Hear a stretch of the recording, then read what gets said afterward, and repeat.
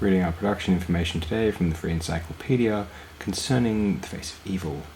In early 1975, writer Chris Boucher submitted the storyline to the Doctor Who production office. Script editor Robert Holmes objected the script is too short and unsuitable for the program, but was impressed by the imagination of the piece. He invited Boucher to work on another story, which was to be called The Prime Directive, based on an idea by Holmes and producer Philip Hinchcliffe about the breakdown of a society controlled by a central computer. A few months later, in October 1975, Boucher delivered the story, now titled The Mentor Conspiracy. Over the next 3 months, Boucher and Holmes worked on the script retitling of The Tower Over Mallow. Hinchcliffe also had some input, coming up with the idea that the Doctor had visited the planet before, but his visit had had a negative impact. The episodic scripts have been officially commissioned on the 27th of January 1976. As the script of the first episode arrived, the name had now changed to The Day That God Went Mad. Hinchcliffe disliked the title, not due to religious connotations, but more because it was out of keeping with other titles. Boucher later agreed that it was pretentious. With the final script delivered in May 1976, production at Ealing Studios began on the 20th of September with the closing scene of episode 1, the first to be filmed.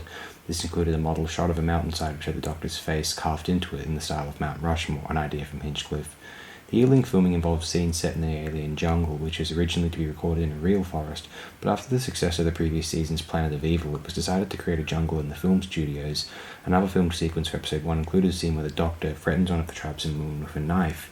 Lead actor Tom Baker refused to threaten someone with a weapon and instead substituted it for a jelly baby, much to Hinchcliffe's annoyance, who wasn't present at the day's filming.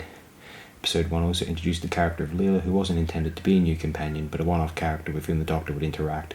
The idea was to introduce the new companion in the final story of the season, which later became The Talents of Wen Chiang, and featured 2 short-term companions in between. Abandoning this plan, the production team decided to make the feisty Leela the new companion instead.